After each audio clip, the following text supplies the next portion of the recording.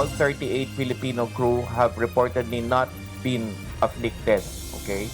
Hindi sila nadapuan ng hantavirus. However, we continue to monitor their situation. 38 seafarer na sakay ng MV Hondius negatibo sa hantavirus. Pagdaan sa health and safety protocols bago makauwi sa Pilipinas, tiniyak ng Department of Migrant Workers. Ang depensa niya, base sa binigay niya kagabi, ay naibigay niya na raw yung card niya. Driver ng kotse na ginamit sa gas and run sa Quezon City, Kamakailan, sumuko na. Dahilan ng biglaang pag-alis, isinalaysay sa mga pulis. In the realm of cybersecurity, we remain concerned of emerging threats, including the use of artificial intelligence for criminal purposes, necessitating a robust and coordinated approach in this area, such as through capacity building and information sharing initiatives. It is also within the political security pillar that we strengthen regional efforts to effectively address transnational crime. Banta ng artificial intelligence at transnational crimes, isa sa mga isyong ikinababahala ng ASEAN Regional Bloc. Yung no disconnection, ito ay para sa lahat. So regardless kung ano yung konsumo mo, hindi ka pwedeng hindi ka nila putulan. Ilang customer ng Meralco nangangamba sa bill shock. Pagpapahinto ng pagputol ng kuryente para sa lahat anuman ang konsumo ayon sa Energy Regulatory Commission.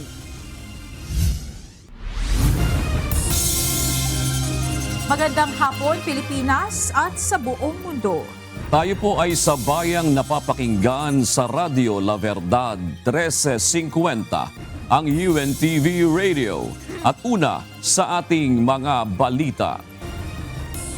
Nauwi sa panunutok ng baril ang gitgitan sa kalsada sa pagitan ng dalawang motorista sa Bulacan. Ayon sa Bulacan Police, nasa impluwensya ng alak ang dalawang motorcycle rider dahilan para makasagutan ng driver ng SUV. Ito ang balita ni Lea Ilagan.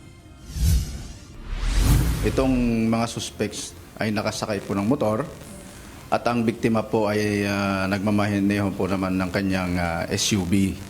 At nung hapon na po yun ay nagkagitgitan po itong nakamotor na to at na itong biktima.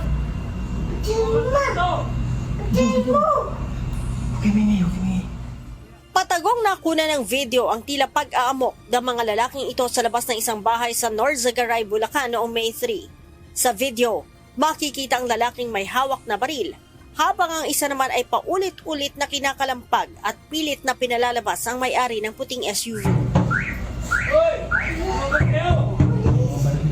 Ayon kay Bulacan Police Provincial Office Director, Police Colonel J. Baybayan, nag-ugat ang insidente sa gitgitan ng SUV at motorsiklong minamaneho ng dalawang suspect.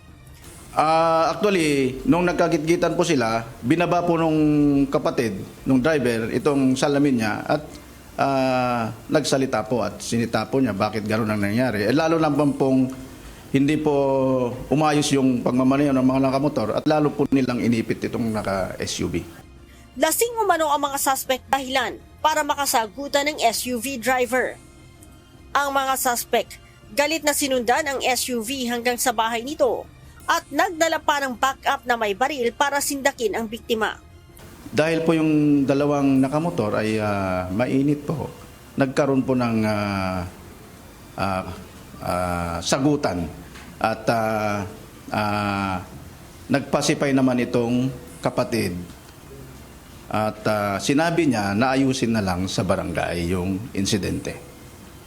Ngunit hindi po umayon itong dalawang suspect, umalis po sila. At akala po naman itong mga biktima ay okay na po yung insidente. Ngayon, after few minutes po, bumalik po itong dalawang suspect. Kasama na po itong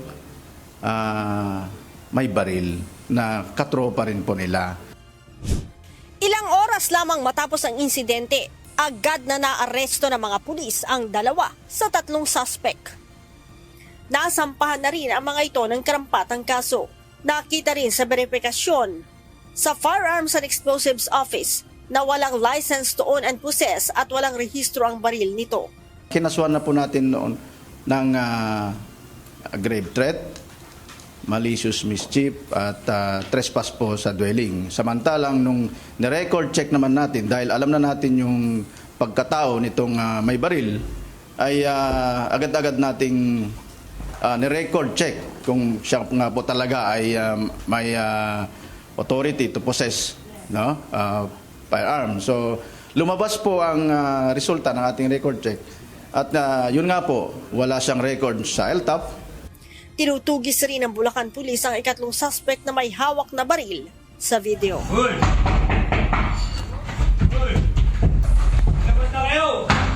Leia Ilagan, UNTV, News and Rescue.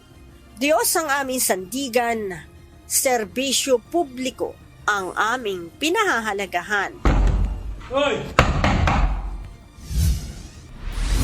Nahuli ng mga tauhan ng Philippine National Police Anti-Cybercrime Group ang 3 suspect sa pagbebenta ng SMS blaster machine na ginagamit sa online scam. Ayon kay ACG Director Police Major General Wilson Asueta, naaresto ang mga ito sa magkahiwalay na operasyon sa Cavite at Parañaque City. Ayon sa pulisya, resulta ng mahigpit na cyber patrolling ang pagkakatuklas sa online selling ng aparato sa halagang 20,000 piso. Ang mga SMS blaster machines ay kayang magpadala ng libo-libong mass messages sa lugar na sakop ng 100-meter radius. So pag ito ay mapunta pa sa mga ibang tao na may balak na masama, ito ay malaki ang magagawa nito, effect sa ating community. Gagamitin ito sa scam. Galing umano ang SMS blaster sa mga nagsarang operasyon ng Pogos sa bansa. Naharap ang mga suspects sa misuse of devices sa ilalim ng Cybercrime Prevention Act of 2012. Muling pasisimula ng Department of Social Welfare and Development o DSWD ang pamamahagi ng cash relief assistance sa mga tsuper sa Metro Manila. Ayon sa ahensya, tatapusin na nito ang payout sa buong bansa sa May 20. Ito ang balita ni JP Nunez.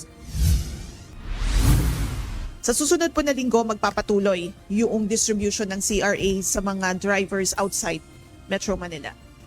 But at the same time, next week din po, gagawin na yung distribution nung cash relief assistance para sa mga MC Taxi, service delivery drivers, and TNBS drivers na hindi po nakapag-claim ng kanilang cash relief assistance.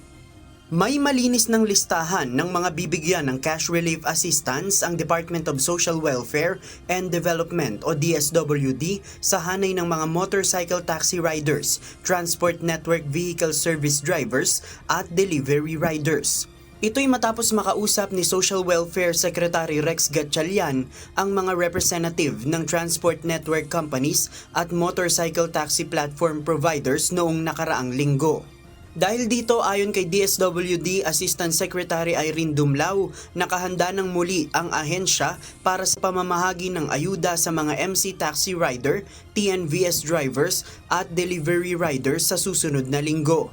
Bibigyan ng DSWD ng ayuda ang mga driver at rider na hindi pa nakakuha ng cash assistance sa naunang mga payout dito sa National Capital Region. Dagdag ng ahensya, nakipagkasundo sila sa mga TNC at MC taxi platform providers na ito ang magpo-provide ng mga logistical materials na kailangan sa kanilang payout. Ikinokonsidera na ng DSWD ang mas malamig na payout site at may parking space kasunod ng mga ulat na mayroong namatay na beneficiary dahil sa tindi ng init habang kumukuha ng ayuda at mayroong mga sasakyan o motorsiklo na tinotow at natitikitan habang nasa pila ang mga driver o rider. Ayon sa DSWD, sa mga susunod na araw ay ilalabas nila yung listahan ng mabibigyan pa ng ayuda dito sa Metro Manila, dito sa kanilang official social media account. Kung hindi makita ng mga motorcycle taxi rider at ng mga TNVS driver yung kanilang pangalan sa listahan ng mga kumpanya, hintayin lang nila yung iba pang listahan na ilalabas ng DSWD dahil baka doon sila nakalista sa iba pang kumpanya. It's most likely that their names would appear sa ibang kumpanya. Kasi nga po, ang nakita natin, merong multi-apping. If your name does not appear in that company, then most likely dito ka sa kumpanya na ito. Sa ngayon, nasa 1.2 million na mga tsuper, tricycle drivers at riders na ang nabigyan ng cash relief assistance sa buong bansa. Nasa 6 billion pesos na rin na halaga ng ayuda ang naipamahagi. Sa pagtaya ng DSWD, mayroon pang nasa 800,000 hanggang 900,000 na mga tsuper, tricycle drivers at riders ang dapat pang mabigyan ng cash relief assistance. JP Nunez, UNTV, News and Rescue. Diyos ang aming sandigan, serbisyo publiko ang aming pinahahalagahan. Voluntaryong sumuko sa mga otoridad ang driver ng kotse na sangkot sa gas and run sa Quezon City. Nagkaharap na rin ang driver at ang gas attendant na nagkapatawaran na, ngunit tuloy pa rin ang kaso. Ito ang balita ni Lea Ilagan. Ang depensa niya, base sa binigay niya kagabi, ay naibigay niya na raw yung card niya at nakapagbayad na raw po siya. Matapos ang ilang araw na pagtatago, voluntaryong sumuko sa mga otoridad ang driver ng kotse na sangkot sa panibagong insidente ng gas and run sa Barangay Bahay Toro, Mindanao Avenue sa Quezon City noong May 3. Ayon kay PNP Public Information Office Chief, Police Brigadier General Randolph Tuanyo, kasabay ng pagsuko ng suspect ay nakaharap na rin ito ang tinakbuhan niyang gas attendant. Humingi na rin umano na paumanhin ng driver at binayaran ang 1,500 pesos na halaga ng gas na tinakasan niya. Ang pinaka number one reason kung bakit siya nag-voluntary surrender sapagkat pinuntahan ng mga operatiba ng QCPD ang Nueva Ecija na kung saan hindi naman niya dinatnan yung mag-asawa, ang nakausap lang po niya yung mga anak. At sa pamamagitan ng mga anak, pinatawagan nila yung suspect po natin at nakausap. At sinabi nga, yung nangyaring insidente. Paliwanag ng driver, hindi umano niya sinasadyang takasan ang kanyang responsibilidad at nalito lamang siya sa pag-aakalang naibigay na niya ang kanyang card. Habang siya ay nagpapakarga ng gasolina, siya ay may kausap sa telepono. At ito naman ay sinusugan ng affidavit ng gas attendant na ito ay di umano may kaaway sa cellphone niya. Ito naman ay kinumpirma base doon sa investigation na ang kaaway niya yung kanyang may bahay sapagkat siya pinapauwi na, sila ay nanggaling sa isang party. Sa kabila ng pagsuko at paghingi ng tawad, sinabi ng PNP na sinampahan pa rin nila ito ng kaso.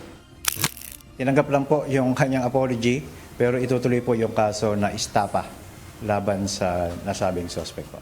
Inaalam na rin ng pambansang pulisya kung unang beses lang ginawa ng driver ang pagtakas. Samantala, nakikipag-ugnayan na rin ang QCPD sa Land Transportation Office para maglabas ng show cause order laban sa driver.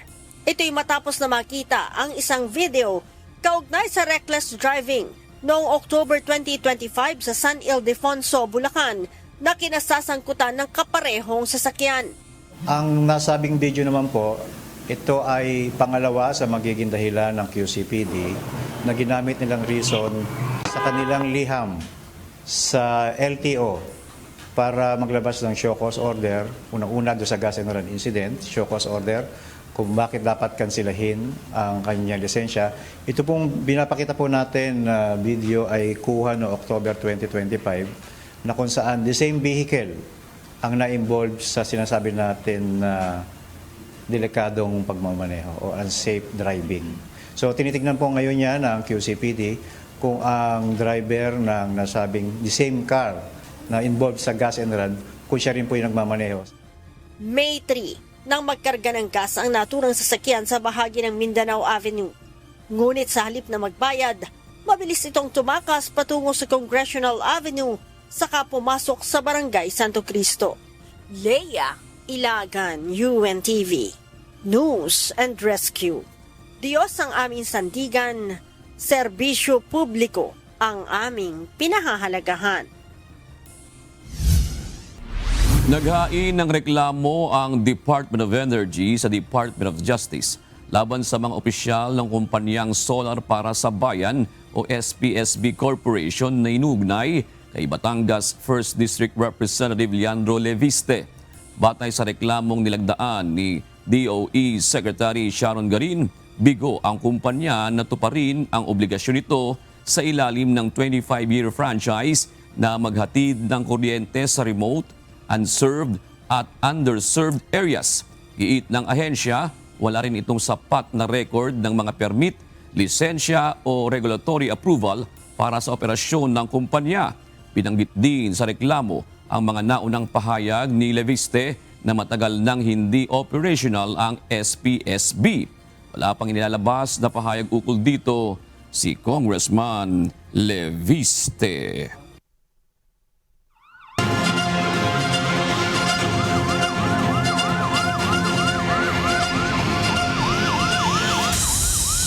Tinulungan ng UNTV News and Rescue ang isang senior citizen na mahigit isang dekada nang na-stroke sa Sorsogon City na maipakonsulta sa ospital. Samantala, rumispendo rin ang team sa isang aksidente sa Davao City. Ito ang balita ni Lisel na L. 1, 2, 3. Taas. Dahan.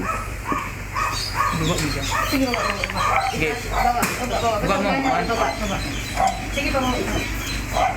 Isang 71 anyos na lolo mula sa barangay Pangpang, Sorsogon City ang inasistihan ng UNTV News and Rescue na madala sa ospital nitong 6 ng Mayo.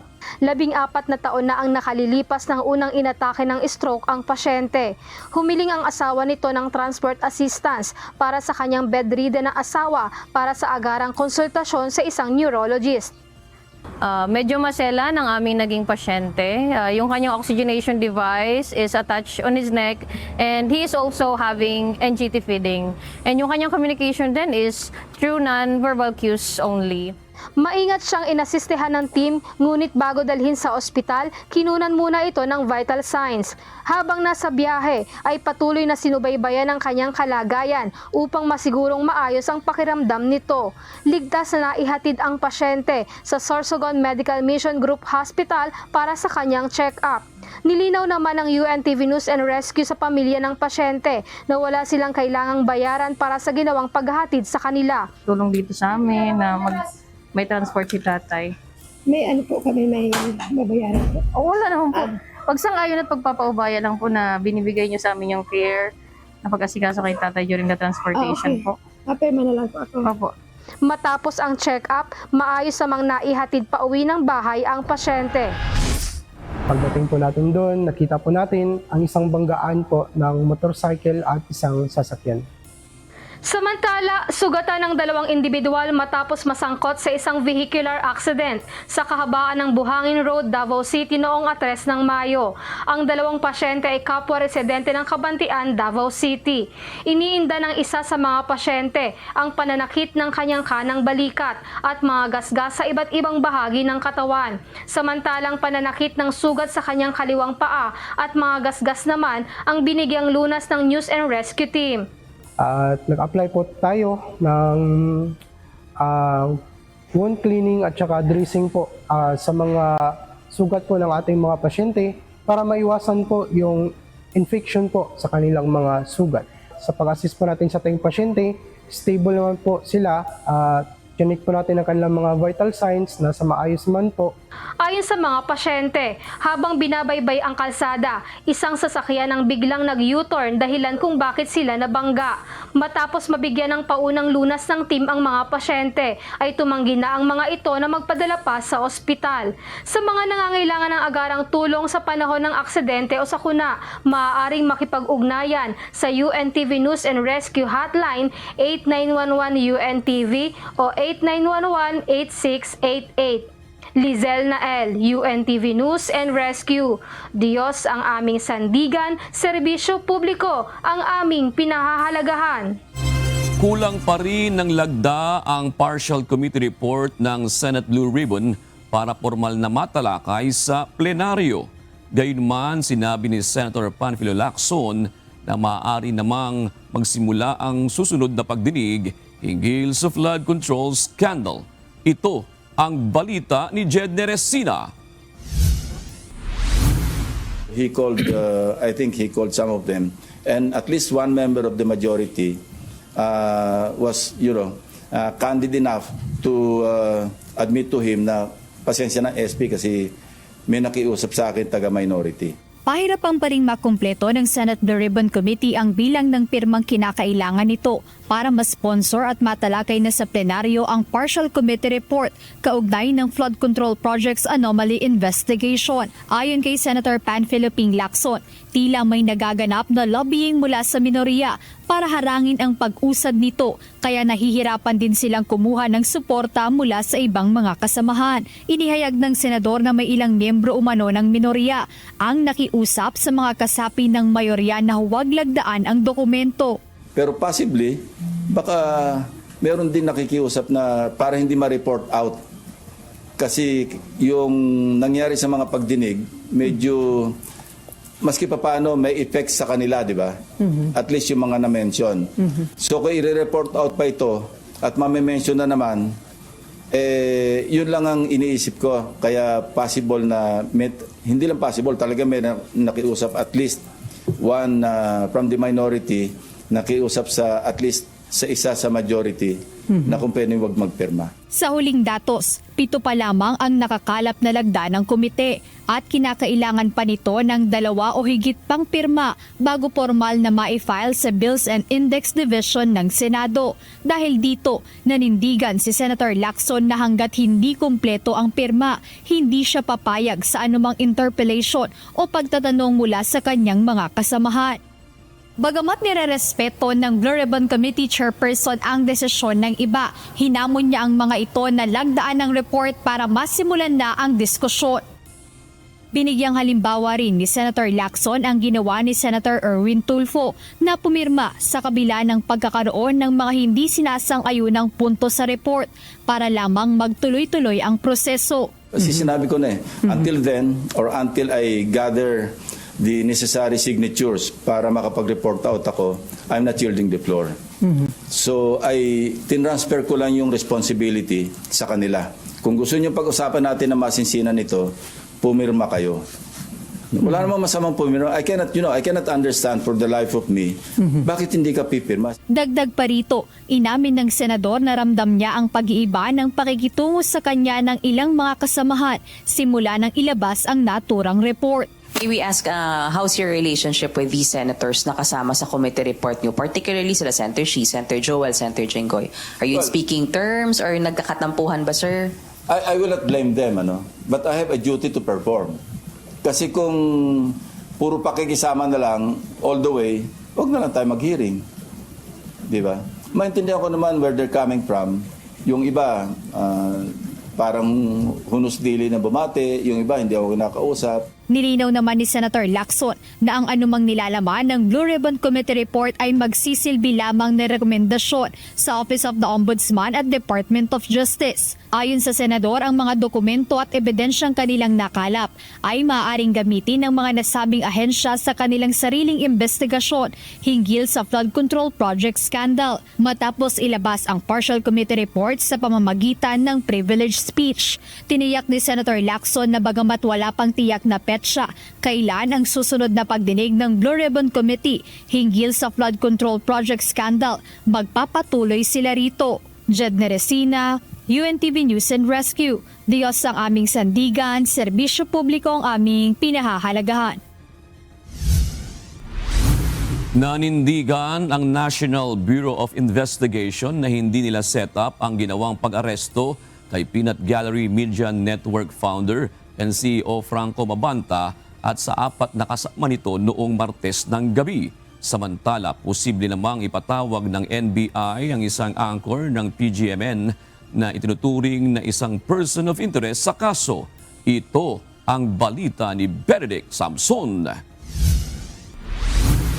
Well, ando naman kayo nung hinuli yan. So you can answer kung sinet up, no? Walang nangyaring setup. Ito ang patuloy na iginigiit ng National Bureau of Investigation matapos sabihin ng Peanut Gallery Media Network o PGMN na setup ang pag-aresto sa founder at chief executive officer nito na si Franco Mabanta at 4 na iba pa noong Martes ng gabi. Upang matigil ang mga haka-haka, inilabas ng NBI Organized and Transnational Crimes Division ang surveillance video nila sa operasyon. Dito makikita na kausap ni Mabanta ang mga tauhan ng NBI na nagpanggap na tauhan ni dating House Speaker Martin Romualdez.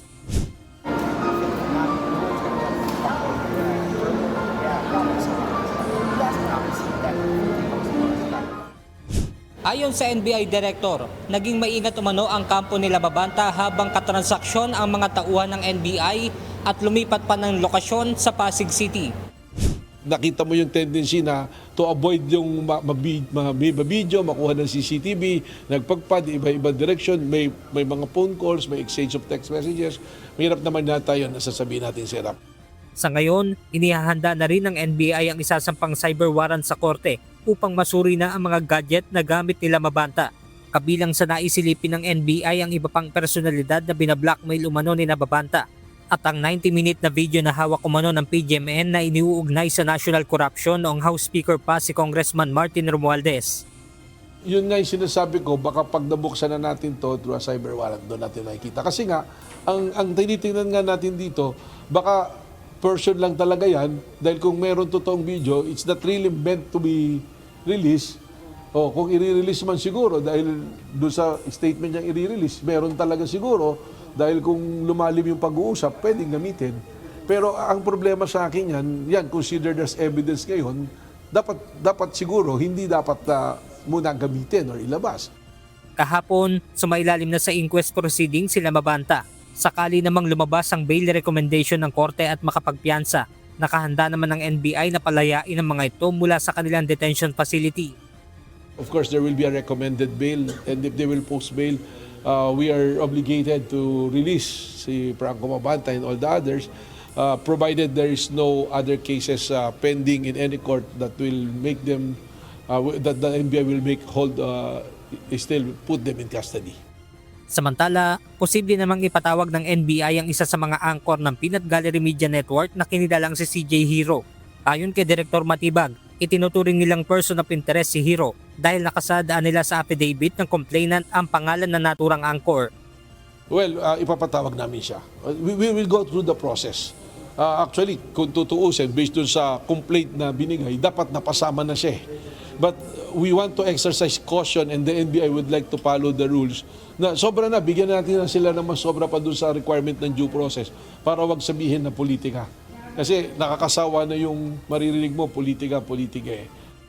Abang ginagawa ang balitang ito ay wala pang bagong pahayag ang PGMN o si Hero sa issue. Benedict Samson, UNTV News and Rescue. Diyos ang aming sandigan, serbisyo publiko ang aming pinahahalagahan.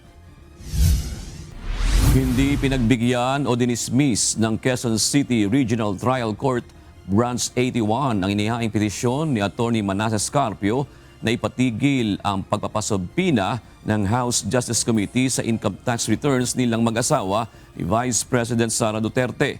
Sa desisyong inilabas ng QCRTC, iginit nitong umaakto lamang sa opisyal na kapasidad ang House Committee on Justice. Dagdag pa ng korte, dapat inihain ang kaso sa Supreme Court dahil co-equal branch ng pamahalaan ang Kamara. Pinag-iisipan pa ni Senator Francis Pangilinan kung tatanggapin niya ang papel bilang impeachment manager sakaling magsimula ang paglilitis sa Senado. Ayon sa Senador, kailangan muna ng malinaw na basihan sa pagkakaroon ng nasabing posisyon lalo't wala pa ito sa kasalukuyang Senate rules. Ito ang balita ni Jed De Racina. Pero sir, nasa rules mo yung position ng impeachment? Ngayon wala. So that's why kailangan pang isama sa rules yun. Wala sa kasalukuyang Senate rules ang pagkakaroon ng impeachment manager. Ito ang nilinaw ni Senator Francis Kiko Pangilinan ng matanong tungkol sa nabanggit na posisyon. Kasunod ito ng pahayag ni Senate President Pro Tempore Panfilo Ping Lacson na maaari silang magtalaga ng isang impeachment manager sakaling mag-convene ng Senado bilang isang impeachment Impeachment Court upang litisin ang kaso ni Vice President Sara Duterte. Paliwanag ni Senator Pangilinan, pag-aaralan pa kung kailangan bang amyendahan ang kasalukuyang rules para rito. Yeah, that's right. Well, hindi naman kasi, may mga administrative matters that have to be addressed before we proceed to actual trial. So, parang court administrator. So, impeachment court administrator. So pwede hindi nyo na rin amyendahan ang rules para dyan? That I have to study. Kasi nakatutok ako sa agriculture. Nilinaw rin ng senador na kung matutuloy ito, ang magiging trabaho niya ay katulad ng isang court administrator na ang layunin ay gawing maayos at orderly ang mga paglilitis. Hindi ito katulad ng sinasabi ni Senator Lacson na magdidikta sa presiding officer kung kailan mag-overrule o magsusustain ng motion. Ang sa akin kasi mga understanding of it's more administrative than legal discussions. Kasi lahat kami judge. So hindi naman, lahat kami magkakaroon ng kanya-kanyang opinion. At lahat ng opinion hindi man sinasakayon. Look out ng bawat side. Ayon kay Senator Pangilinan, pinag-iisipan niya pa kung tatanggapin ang nasabing posisyon dahil ayaw niyang mapabayaan ang kanyang trabaho bilang chairperson ng Agriculture Committee, maging ang pending bills dito. Jed de Resina, UNTV News and Rescue. Diyos ang aming sandigan, serbisyo publiko ang aming pinahahalagahan. Pinaghahandaan na ng House Justice Committee ang mangyayaring interpellation sa committee report at resolusyong nagtatakda ng Articles of Impeachment laban kay Vice President Sara Duterte. Samantala, mayroon ng 250 na mga kongresista ang nagpahayag ng kanilang suporta sa proseso. Ito ang balita ni Rosalie Coz. First time mangyayari ito na there will be interpellation on the Articles of Impeachment. Pagpapatalsik sa pwesto bilang Vice-Presidente habang buhay na diskwalifikasyon sa paghawak ng anumang tungkulin sa gobyerno at pagpapanagot sa batas kasunod ng isang paglilitis ng Senado bilang isang impeachment court. Yan ang prayer na nakasaad sa House Committee Report No. 261 kung saan nakapaloob ang House Resolution No. 989 na nagtatakda ng Articles of Impeachment laban kay Vice President Sara Duterte. Ipinamahagi na ang kopya ng ulat at resolusyon sa lahat ng miyembro ng House of Representatives. Nakalagay din sa dokumento ang mga detalye sa ginawang impeachment process ng House Justice Panel, kabilang na ang ilang pagdinig kung saan pumarap ang mahigit 20 resource persons, gayon din ang mga ipresentang ebidensya at testimonya. Sa conclusion at rekomendasyon ng House Panel sa committee report nito, nakasaad na may probable cause para i-impeach si VP Duterte dahil sa matinding paglabag sa konstitusyon, pagsira sa tiwala ng publiko, panunuhol, graft and corruption at iba pang high crimes. 4 ang Articles of Impeachment laban kay VP Duterte, bunsod ng maling paggamit ng confidential funds, hindi maipaliwanag na yaman, panunuhol at graft and corruption, at matinding pagbabanta sa buhay ng Presidente, First Lady at dating House Speaker. Ayon kay House Justice Committee Chairperson at Batangas 2nd District Representative Jervil Luistro, makasaysayan ang interpellation sa Articles of Impeachment laban kay VP Duterte sa May 11, araw ng Lunes, at pinaghahandaan na niya ito. The reason why it is historic, unprecedented, first time, no? Is because this is an offshoot of the Supreme Court decision in the Duterte versus House of Representatives case, which pertains to the first impeachment complaint filed back in the 19th Congress. In other words, and of course, I am ready for interpellation. Samantala, umaabot na sa 215 ang bilang ng mga kongresistang susuporta sa impeachment ni VP Duterte. Ayon nito kay Bicol Cerro Party List Representative Terry Ridon, House Justice Committee member. It should be noted that this actually approximates the previous 215 vote in last year's impeachment. And finally, this is more than 2/3 already of all House members signifying support to the impeachment. So in the next couple of days, up until the vote itself, we are expecting a little bit more.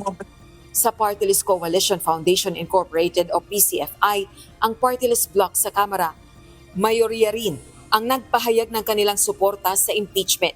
At the moment, I think the count is at 47 if I'm not mistaken. 47 out of 60 plus party list group, 62, 63 party list representatives in Congress right now. Rosa Licuz, UNTV News and Rescue. Diyos ang aming sandigan, serbisyo publiko ang aming pinahahalagahan. Kinumpirma ng Department of Migrant Workers o DMW na kasalukuyang binibigyan ng atensyong medikal ang 7 tripulanteng Pinoy na nasugatan sa pag-atake ng Iranian drone sa kanilang barko sa Strait of Hormuz.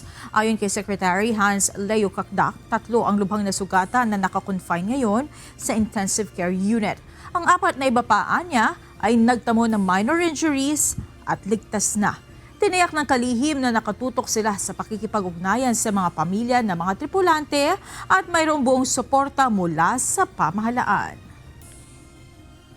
3 ay nasa ICU, care in ICU.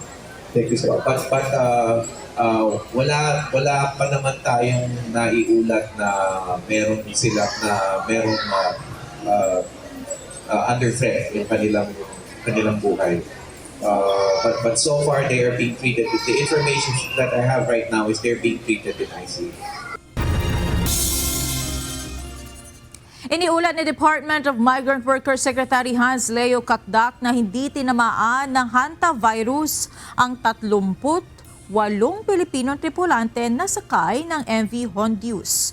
Gayunman, wala pa rin katiyakan sa ngayon kung kailan posible makauwi ang mga ito sa bansa. Ito ang balita ni Mia Alonso. All 38 Filipino crew have reportedly not been afflicted, okay? Hindi sila nadapuan ng hantavirus. However, we continue to monitor their situation. Ligtas at negatibo sa hantavirus ang 38 Pilipinong crew na sakay ng MV Hondius. Ito ang magandang balita ni Migrant Workers Secretary Hans Leo Kakdak. Ayon sa kalihim, nasa mabuting kalagayan ang mga tripulante. Sa ngayon, nakikipag-ugnayan na ang Department of Health sa kanilang foreign counterparts at WHO para matiyak ang maayos na kalusugan ng mga ito. Tinitiyak ng DMW na dumadaan ang mga ito sa mga pagsusuri lalo't nakatutok din ang World Health Organization at ibang mga pamahalaan ng maraming bansa dahil sa kalagayan ng kani-kanila namang mga mamamayan. Hindi lang ito simple OFW welfare case. This is a situation of a global concern, global scale. Nandiyan ang WHO, nandiyan ang mga pamahalaan ng mga nationalities involved on board. Yung nationality nung because the Canary Islands, for instance, is Spanish territory, so the Spanish government also is involved. As I said, it's multidisciplinary sa side natin sa Pilipinas. But ang pinakamahalaga dito ay we are in contact with the seafarers on board through the manning agent and the ship owner. Sa pinakahuling ulat ng ahensya, pinayagan ng dumaong ang barko sa Canary Islands kasama ang 38 Pilipinong tripulante. Samantala, tiniyak naman ng DMW na dadaan sa mahigpit na health and safety protocols ang 38 Pilipinong crew ng MV Hondius bago sila pahintulutang makabalik ng Pilipinas. Sa ngayon, wala pa rin katiyakan kung kailan sila makakauwi dahil kailangan pa umanong tapusin ang mga kinakailangang medical clearance at quarantine procedures. Inamin din ni Secretary Kakdak na may mga seafarer nang nagnanais makababa sa barko at makabalik sa kanilang mga pamilya sa Pilipinas. Ngunit bilang pag-iingat, kailangang sundin ang mga health protocols upang maiwasan ang posibleng pagkalat ng virus. Kami ni SecTed ay magkakaroon din ng pag-uusap at magkakaroon din ng pag-uunawa at paglahad ng mga detalye patungkol dito. But what I wish to assure everyone about is DMW and DOH as per directive of the President have joined forces here already. Dagdag pa ng kalihim na may mga medical protocols din na ipinatutupad habang nagpapatuloy sa kanilang trabaho ang mga crew ng MV Hondius upang mapanatiling ligtas ang mga pasahero at mga seafarer. Mia Alonso, UNTV News and Rescue. Diyos ang aming sandigan, serbisyo publiko ang aming pinahahalagahan.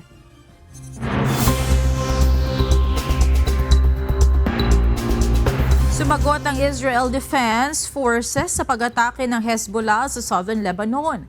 Ayon kay U.S. President of State Secretary Mark Rubio, ito ang hadlang kaya hindi natutuloy ang usapang pangkapayapaan sa Israel at Lebanon dahil sa patuloy na agresyon ng Hezbollah. Ito ang balita ni Brady Rabusa. The problem with Israel and Lebanon is not Israel or Lebanon, it's Hezbollah. Hezbollah operates from inside of Lebanese territory. They terrorize and attack Israelis, but they also are inflicting tremendous damage on the Lebanese people. Ipinagtanggol ni United States Secretary Mark Rubio ang Israel kontra pang-aatake ng Hezbollah. Ayon kay Rubio, walang problema sa dalawang bansa na ngayon ay nasa gitna ng tigil putukan. Aniya, ang hindi nakikipagkaisa ay ang militanteng Hezbollah. Ngayong Huwebes, naglunsad ng magkasunod na missiles ang Hezbollah sa tropa ng Israel sa southern Lebanon. Bagaman walang nasugatan sa Israel Defense Force, malaki ang naging pinsala ayon sa ulat ng Iranian media. Bilang tugon, binomba naman ng Israel ang 15 lugar na baluarte ng Hezbollah sa southern Lebanon. Kabilang sa kanilang napinsala ang paggawaan ng armas, mga launch positions at ilang istrukturang pangmilitar ng Hezbollah na ginagamit sa paglunsad ng pag-atake sa kalaban. Sa kasalukuyan, ayon sa Israel, hindi lang militar, kundi mga sibilyan ang inaatake ng militanteng grupo. Ang Hezbollah ay kilalang kaalyado ng Iran. Ayon kay Prime Minister Benjamin Netanyahu, targetin na ang commander ng Hezbollah na kabilang sa Radwan Force. Umaasa naman si Secretary Rubio na maaabot ang kasunduan sa pagitan ng Israel at Lebanon, ngunit ito ay kung mapapatahimik ang Hezbollah at iba pang proxy ng Iran. Our hope is to engage the Lebanese and Israeli governments under our mediation at the table to achieve this. If you go through that Middle East and you identify every problem, Hamas, Hezbollah, to some extent the Houthis, obviously, and others, behind every one of these groups is Tehran. Bradley Rabusa, UNTV News and Rescue. Diyos ang aming sandigan, serbisyo publiko ang aming pinahalagahan. Nagpahayag ng pagtutol ng regional government na Canary Islands sa pagdaong ng MV Hondius sa kanilang isla. Ayon kay Canary Island Regional Leader Fernando Clavijo, kung wala naman anyang sintomas, ang mga pasahero walang dahilan para dalhin pa sila sa Canary Islands, isang teritoryo sa ilalim ng Spain. Anya, maaari naman sunduin ang kani-kanilang mga bansa o repatriate ang mga pasahero sa pamamagitan ng Cape Verde International Airport. Sa ngayon, wala pang detalye na ibinibigay sa kanila kaugnay ng usapan ng World Health Organization at Spanish government kung ano ang gagawin pagdating ng barko. Inaasahang dadaong ang MV Hondius sa Canary Island matapos ang 3 araw. Seguimos desconociendo cuál es el acuerdo de la Organización Mundial de la Salud con el gobierno de España. Seguimos sin tener claro el estado de los pasajeros, el contagio o la propia cepa, y seguimos en este caso sin entender por qué, si lo que se quiere proceder es a una repatriación, cuando se puede hacer perfectamente en el Aeropuerto Internacional de Praia. Ikinwento ng isang pasahero ng MV Hondius ang kanyang nasaksihan sa mga aktibidad sa barko habang sila ay naglalayag. Maagang bumaba sa MV Hondius ang vlogger na si Ruhi Senet at hindi niya maisip ang kahihinatnan ng iba pang pasahero na naroroon pa at naka-quarantine pa rin sa barko. Ito ang balita ni Jovic Bermas. Captain said on 12th of April at 9 a.m. one of the passengers sadly passed away, and he said it was due to natural causes and we are not infectious. Isa ang Turkish travel vlogger na si Ruhi Senet sa mga naging pasahero ng expedition ship na MV Hondius na ngayon ay naka-quarantine sa karagatan dahil sa outbreak ng sakit na hantavirus. Bumaba si Ruhi sa barko sa ika-20 araw ng isang buwang expedition nito. Anya, nag-aalala siya sa mga pasahero ng nasabing barko ngayong may kumakalat na sakit dahil nakita niya ang mga aktibidad doon. passengers sadly passed away last night. I'm told by the doctor were not infectious. Matapos inanunsyo ng kapitan ng barko ang pagkasawi ng unang pasyente, tuloy-tuloy pa rin aniya ang normal nilang gawain. Life continued.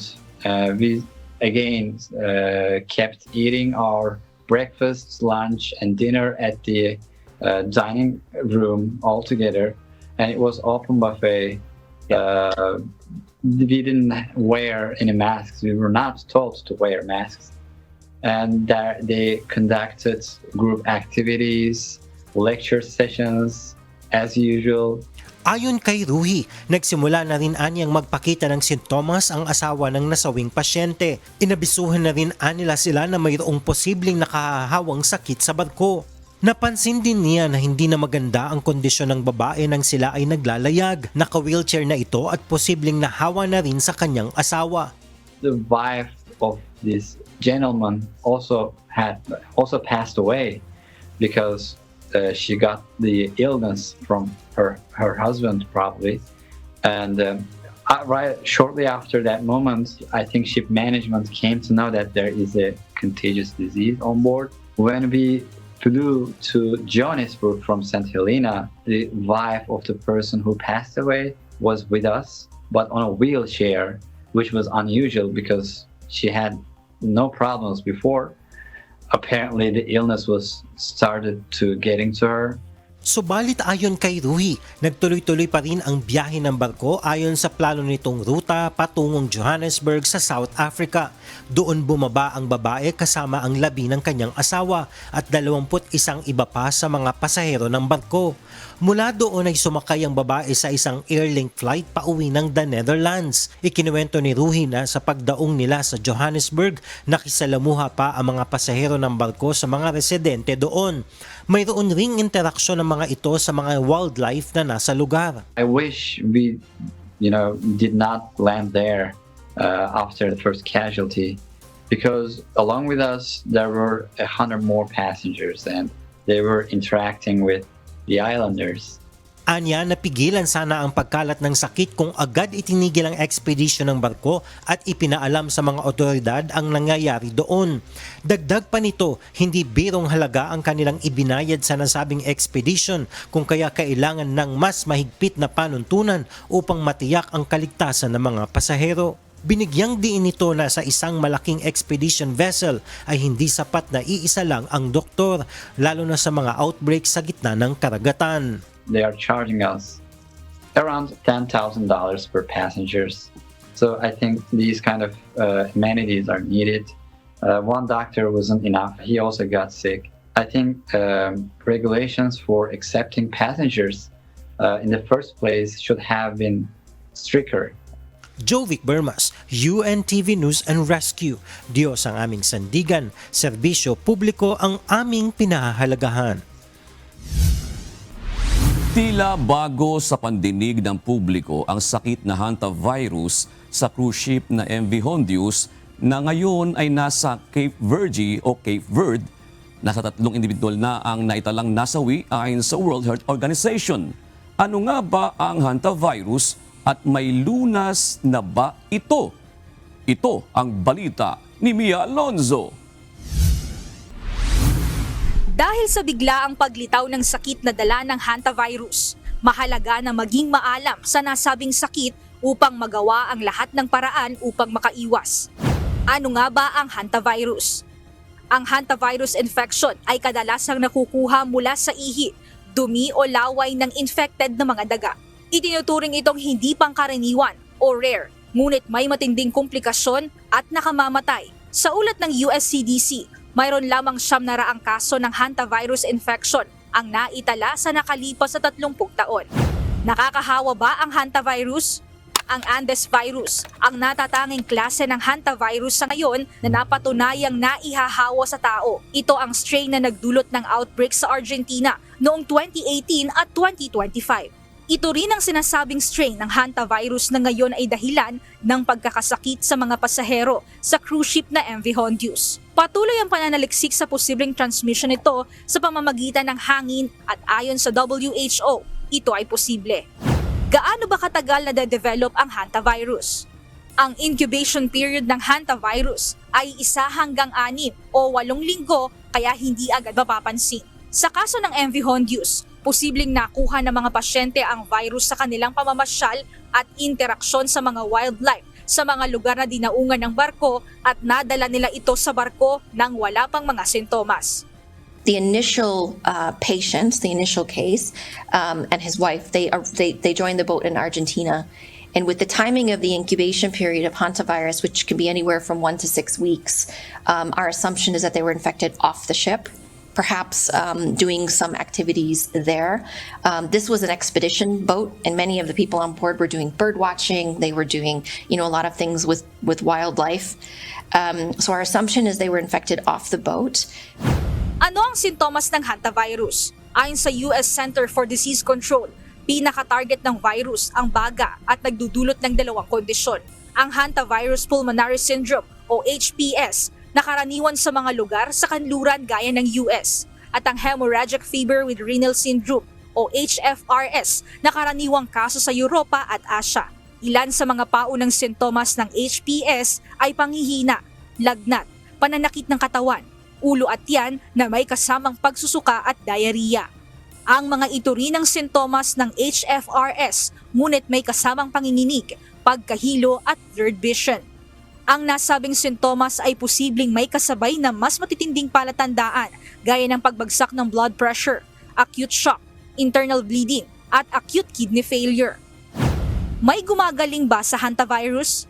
Ayon sa mga eksperto, mataas ang survival rate ng hantavirus. Sa HPS, ang survival rate ay 60% hanggang 65%. Sa HFRS naman, mababa ang mortality rate na 1 to 15%. Ibig sabihin, karaniwan sa mga pasyente ay gumagaling. Ngunit kapag tinamaan ng sintomas, kailangan ng agarang atensyong medikal dahil mabilis na nagpoprogreso ang sakit kapag ganap na ang virus, ayon sa mga eksperto.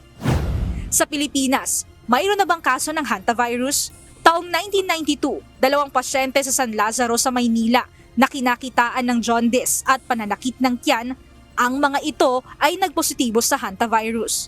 Taong 2016 naman, isang strain ng hantavirus na nagmula sa fruit bats sa Quezon Memorial National Park ang naitala, kaya pinangalanan itong Quezon virus. May lunas o bakuna na ba laban sa hantavirus? Dahil hindi pangkaraniwan ang hantavirus infection, wala pang nakikitang lunas o solusyon dito ang mga eksperto. Anila, mangangailangan pa ng iba yung pananaliksik upang mapag-aralan ang katangian ng virus. Dagdag pa ng mga eksperto, ang maagang pagpapakonsulta o early detection ay malaki ang tsansang gagaling sa sakit. Ang tiyak pa lamang sa ngayon, ang hantavirus ay nakukuha sa matagal na exposure o interaksyon sa mga daga. Mia Alonso, UNTV News and Rescue. Diyos ang aming sandigan, serbisyo publiko ang aming pinahahalagahan.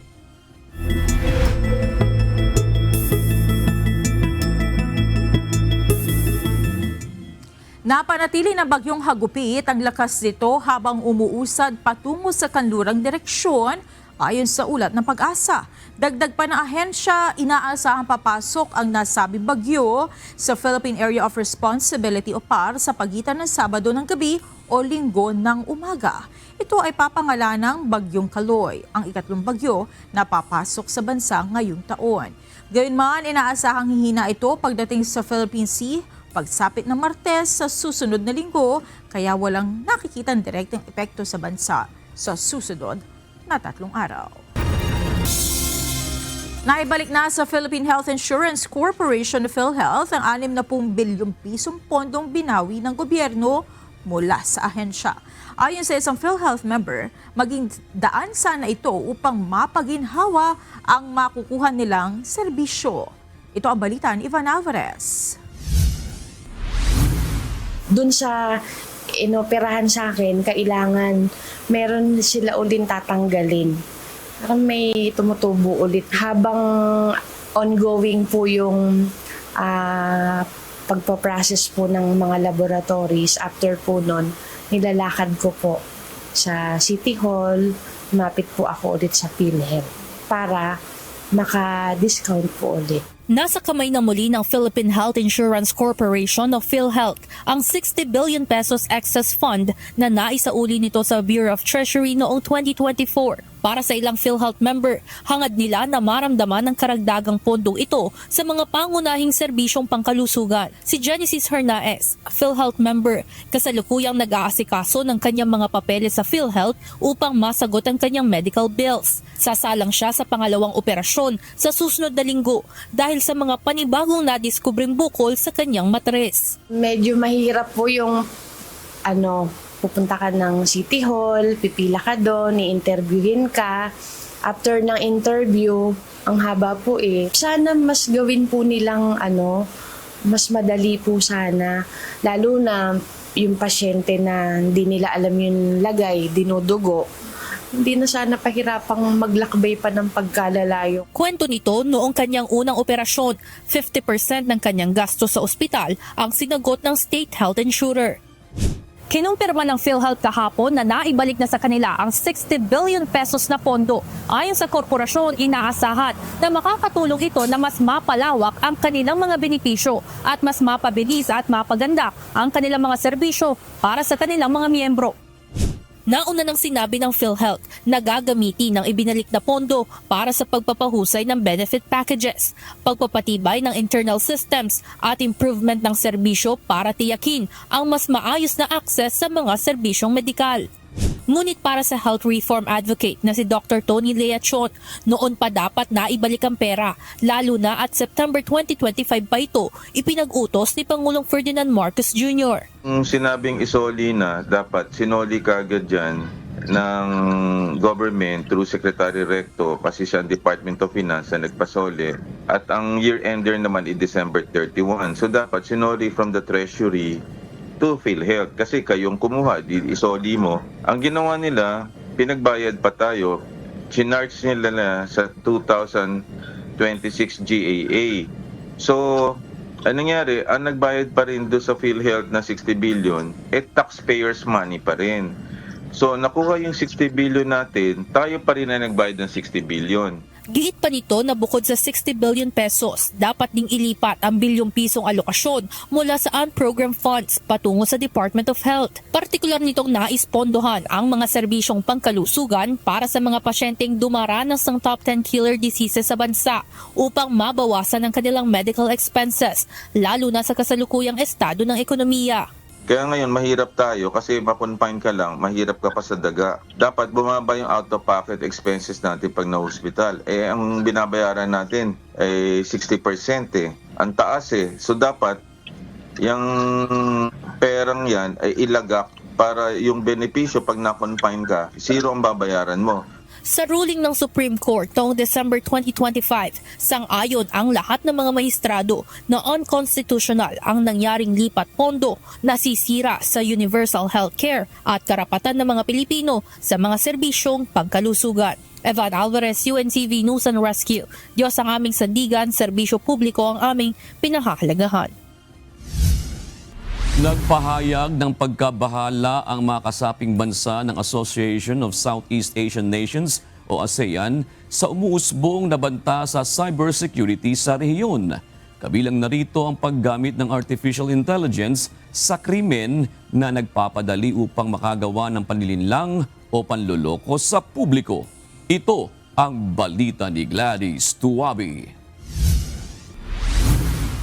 Our vision is crystal clear. A peaceful, stable, and secure region based on the fundamental principles as enshrined in the ASEAN Charter, the UN Charter, and principles of international law.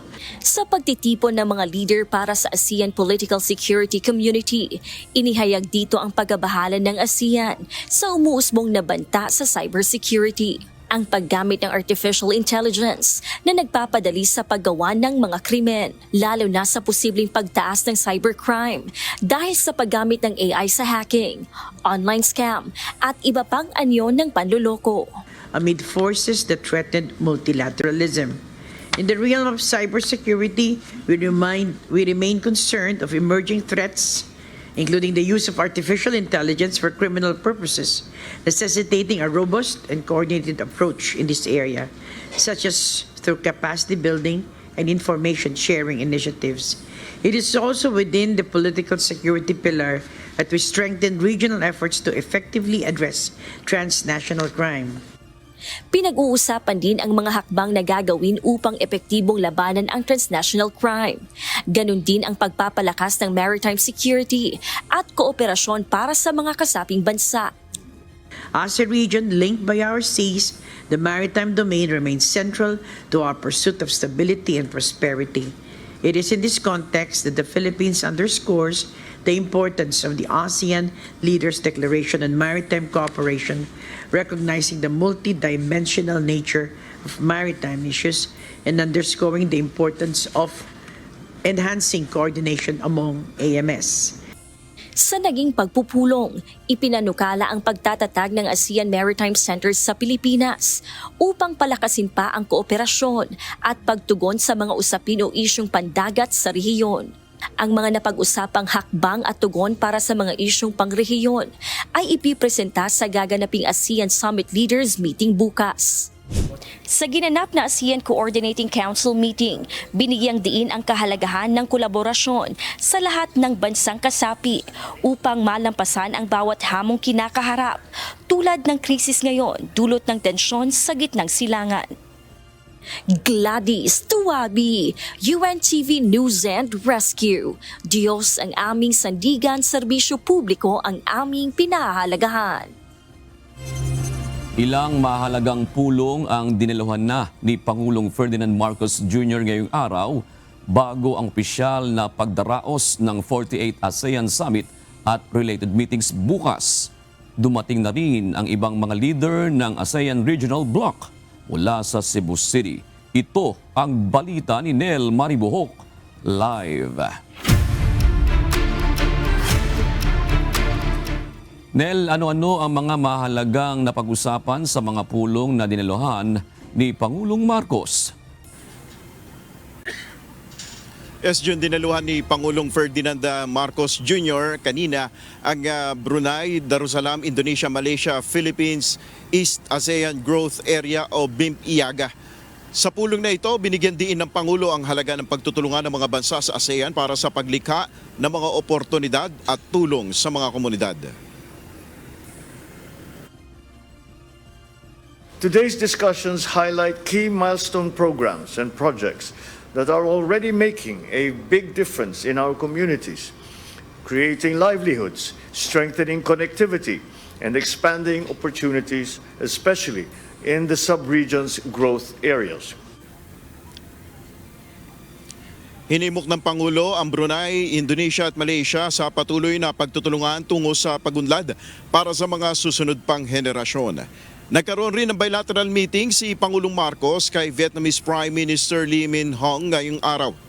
Nagkasundo ang dalawang lider na magtatag ng pamantagalang mekanismo para sa kalakalan ng bigas. Ito ay naglalayon na mapalakas ang food security cooperation ng dalawang bansa. Tinalakay rin ni PBBM at Vietnamese Prime Minister ang pagpapalawak pa ng kooperasyon sa paglaban sa transnational crimes kasama na ang ukol sa scam hubs at human trafficking. Patatatagin rin ang kooperasyon ng Pilipinas at Vietnam pagdating sa turismo. Nandito na rin ang mga lider ng ASEAN sa Cebu. Dumating na kanina si sina Timor-Leste Prime Minister Kai Rala Sanana Gusmao, Cambodian Prime Minister Hun Manet, Malaysian Prime Minister Dato Seri Anwar bin Ibrahim, Indonesian President Prabowo Subianto, Singaporean Prime Minister Lawrence Wong, at Thailand Prime Minister Anutin Charn Virakul. Una na rin dumating kagabi si Brunei Sultan Haji Hassan al-Bolkiah. Bukas ang formal na pagbubukas ng 48th ASEAN Summit and related meetings kung saan sesentro ang pulong sa kinakaharap na malaking hamon ng rehiyon na may kaugnayan sa krisis sa Middle East. Partikular na ang ukol sa energy security at ang pagtutulungan ng ASEAN para matugunan ang problema sa langis. Yan muna ang ating update. Balik sa iyo, June. Maraming salamat, Nel Maribuhok. Namataan ng Philippine Coast Guard sa isinagawang Maritime Domain Awareness Flight sa West Philippine Sea ang Chinese research vessel na Zhangyang Hong 33 sa layong 7.34 nautical miles kanluran ng Roseau Reef. Ayon sa PCG, nakitang nagbaba ito ng service boat patungo sa Bahura, indikasyon umano ng iligal na aktibidad sa loob ng exclusive economic zone ng Pilipinas. Namataan din sa lugar ang isang Chinese Coast Guard vessel at 13 Chinese Maritime Militia vessels. Base sa Dark Vessel Detection System ng Canada, simula pa Abril ay nagsasagawa na ng survey activities ang Chinese vessel sa iba't ibang bahagi ng West Philippine Sea. Binigyang diin ng PCG na labag sa UN Convention on the Law of the Sea o UNCLOS ang pagsasagawa ng marine scientific research sa EEZ ng ibang bansa ng walang pahintulot. Pinaghahanda na ng lokal na pamahalaan ng mga residente sa paligid ng Bulkang Mayon sa posibleng pagkakaroon ng lahar flow kung magtutuloy ang pag-ulan sa lalawigan ng Albay. Ito ang balita ni Ryan Salatandol live. Ryan, kumusta ang lagay ng panahon dyan sa Albay at ano ang mga ginagawang paghahanda? Yes, Monica, kaninang umaga nga ay nakaranas ng malalakas na pag-ulan dito sa probinsya ng Albay at bukod dito sa isinasagawang paghahanda o pagtugon sa pangangailangan ng ating mga kababayan na naapektuhan ng matinding abo dulot nitong Bulkang Mayon, pinaghahandaan na din ng lokal na pamahalaan at ng Office of Civil Defense Bicol ang posibleng epekto nitong masamang panahon na pwedeng makaapekto dito sa probinsya ng Albay. Monica, nakatutok ngayon sa monitoring ang Office of Civil Defense Bicol sa anumang anunsyo ng pag-asa sa magiging lagay ng panahon at pinaghahanda ang lahat ng sangay ng pamahalaan na maaaring maging katuwang sa disaster response. Nakamonitor kami dito, especially yung mga agency, kausap natin lagi yung pag-asa, kausap natin yung mga LGUs, at ina-assure pa rin natin na yung mga preparations nila, lagi nakatutok po dito sa mga masamang panahon. Meron tayong mga deployment yan, specifically ang ating uniform personnel. Samantala, nangangamba na din ang mga residenteng nakatira malapit sa paanan ng Bulkang Mayon kung sakaling magkakaroon ng lahar sa kanilang lugar. Ilang residente ang naghahanda na sa posibleng paglikas sa kanilang tahanan. Ang iba naman ay nangangamba para sa kanilang mga maliliit na anak at apo kung sakaling kakailanganing umalis sa kanilang mga bahay. Handa kami ng mga gamit para makalikas kami. Gamit sa pagtulog, sa pagkain. Kasi po, importante yung may mga gamit kang dala-dala kasi may nagsabi mag-i-evacuate daw po kami. Hindi ko lang alam kung ngayon o bukas. Nakakatakot din, baka biglang lumakas ang putok ng abo. Mabuti na yung maaga kami makaalis. Naghahanda ng mga dadalhin, kagaya ng damit, yung mga, minsan nagadala din ng konting pagkain, yung mga gamitin sa pagluto, yung panggatong, yung apo ko kasama, nung isa kong lalaki naiwan sa bahay. Sa ngayon, ang lokal na pamahalaan ng Ginubatan Albay ay naghahanda na sa malawakang evacuation efforts upang maiwasan ang casualty sakaling dumating ang malakas na ulan. Na-anticipate na natin yung mga sa pagdating ng pressure and yun, nakaredy po yung mga evacuation center natin. Pag ganyan po, talagang aalisin natin sila dun sa area. Mayunulit yung lahat prone po, lahat yan. Kung sakali ayon sa LGU, mangangailangan sila ng sapat na pondo upang matugunan ang pangangailangan ng mga bayan na malapit sa paanan ng Bulkang Mayon. Monica, sa ngayon ay nananatiling mataas ang ipinapakitang aktibidad nitong Bulkang Mayon at nananatili ito sa alert level 3. Yan muna ang latest live mula dito sa probinsya ng Albay. Balik sa iyo, Monica. Maraming salamat, Ryan Salatandol. Tiniyak ng Commission on Elections o COMELEC na tuloy ang national and local elections sa 2028. Ito ang isagot ng COMELEC sa naging pahayag ni Vice President Sara Duterte. Samantala, natapos na ngayong araw ang filing ng Certificates of Candidacy o COC para sa unang parliamentary election sa Bangsamoro Region. Ito ang balita ni Dante Amento.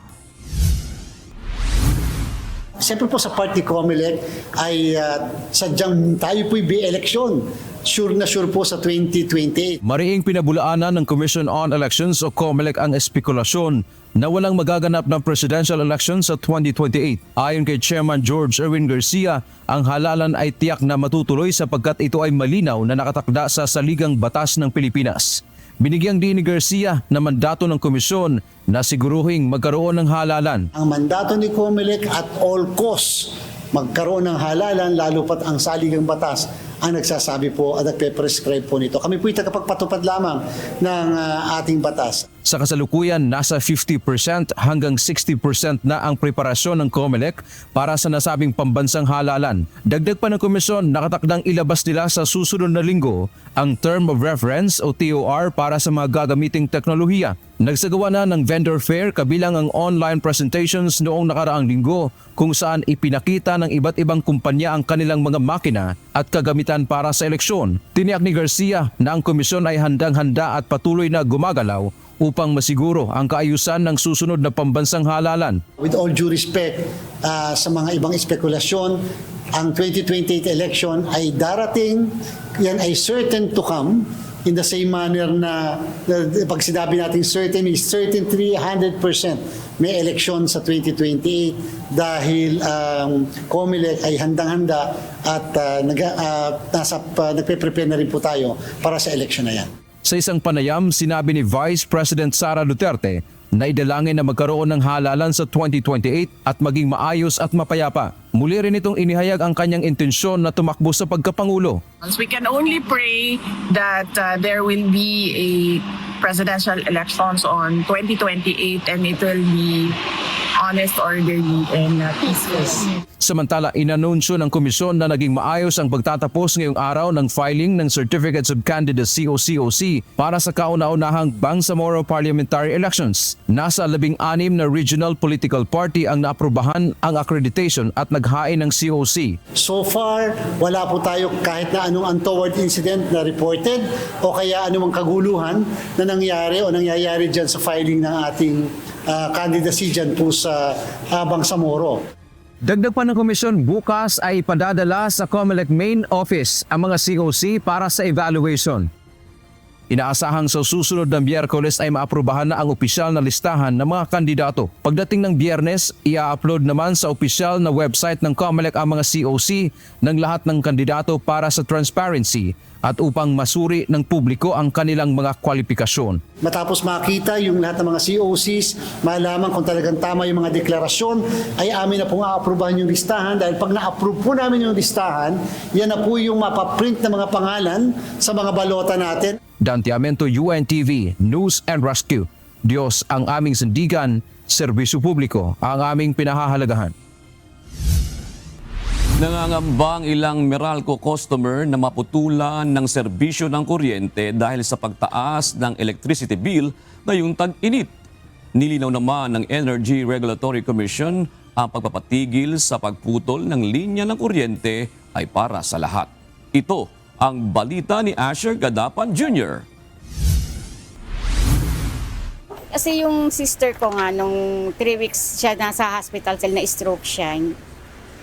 Sabi ko, expected ko bababa siya. Pero mas lalo pa nga tumaas. Even though alam ko naman natataas dahil nga dun sa langis, nga lahat naman, pati mga bilihin, nagtaas. Pero hindi ko na-expect na talagang tataas ng ganito. Nagulat ang housewife na si Dorcas Beleno nang makita ang kanilang bill ng kuryente noong Abril. Ito'y matapos umakyat sa mahigit 10,000 pesos ang kanilang babayaran na karaniwang umaabot lang ng nasa 5,000 hanggang 7,000 pesos. Ilan lang din naman anya ang ginagamit niyang appliances kaya hindi ito makapaniwala na ganun kataas ang kanyang konsumo ng kuryente. Bagaman susubukan niyang magbayad ng kalahati ng bill ay hindi pa rin siya mapapalagay kung sila ay mapuputulan. May pangamba pa rin, baka mamaya may pupunta dito, magpuputol, na hindi naman alam ng kung sino man yung nagpautos sa ganun. Kasi syempre yung mga tao nila, syempre pwede naman sabihin nila, puputulin nila, ganyan, ganun, di ba? Hindi kahit mapakiusapan, ganun. Isa lang si Dorcas sa iba pang customer ng Manila Electric Company o Meralco na nagulat at nangangambang maputulan ng kuryente dahil sa mataas na electric bill. Nagkaroon ng kanya-kanyang saloobin ng ilang netizens nang magpaliwanag ang Meralco sa kanilang customer kaugnay ng charges sa bill ng kuryente. Ayon sa power distributor, hindi naman talaga ito bagong bayarin. Nilinaw rin nila na hindi sa kanila napupunta ito kundi sa gobyerno na siya namang ginagamit para pondohan ang iba't ibang programa nito. Kamakalawa, naglabas naman ng direktiba ang Energy Regulatory Commission o ERC para sa distribution utilities o DUs sa buong bansa. Kaugnay ito sa pagpapatigil ng pagpuputol ng kuryente at pagpayag na gawing installment o utay-utay na pagbabayad ng electric bill.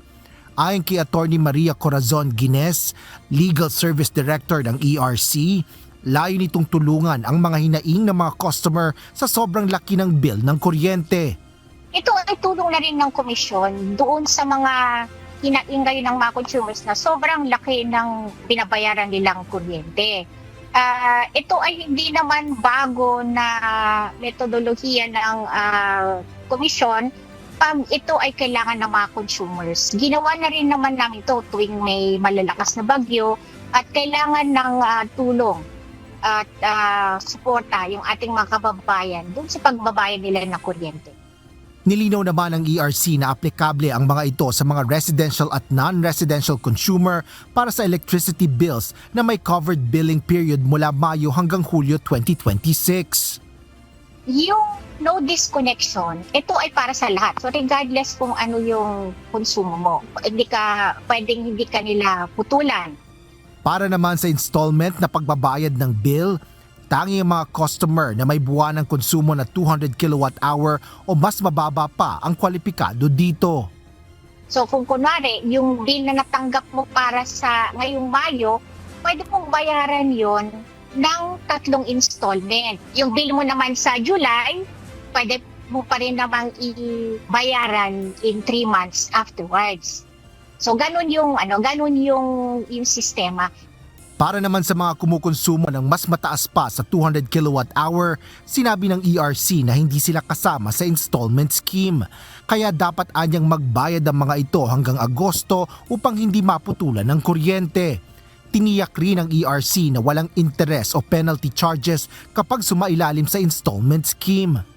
Matanggap pa rin sila ng bill yung buo. Pero kung ang bayad nila ay 1/3 lamang, hindi na sila puputulan. So ganun yung magiging sistema para doon sa staggered payment. Wala kang kailangan gawin, wala kang kailangan na applyan. Magiging automatic ang pagbibigay ng privilege na ito ng mga distribution utilities natin. So yung Meralco at saka yung mga electric cooperatives sa mga probinsya. Hinihimok naman ng Energy Regulatory Commission ang mga may kakayahang consumer na magbayad ng buo ng kanilang electric bill. Gayunman, tiniyak ng Meralco na susundin nila ang utos ng komisyon kaugnay ng pagpapatigil ng pamumutol ng kuryente at paglalaan ng installment scheme para sa kanilang mga customer. Asher Cadapan Jr., UNTV News and Rescue. Diyos ang aming sandigan, serbisyo publiko ang aming pinahahalagahan.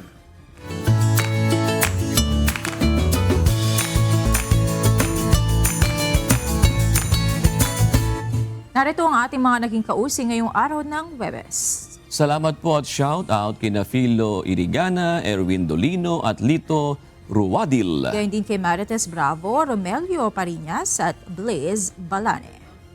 Narito naman ang salita ng Diyos na ating sandigan mula sa aklat ng ikalawang Timoteo 1:7 na nagsasabi, sapagkat hindi tayo binigyan ng Diyos ng espiritu ng katakutan, kundi ng kapangyarihan at ng pag-ibig at ng kahusayan. At yan ang naging kabuuan ng ating balitaan ngayong gabi. Aming inilahad ng buong katapatan kung paano namin nasaksihan. kayo po'y makapagtitiwala ng aming nakita at narinig, ang aming ibinabalita. At dito po sa UNTV, Diyos ang aming sandigan, serbisyo publiko ang aming pinahahalagahan. Magandang gabi po.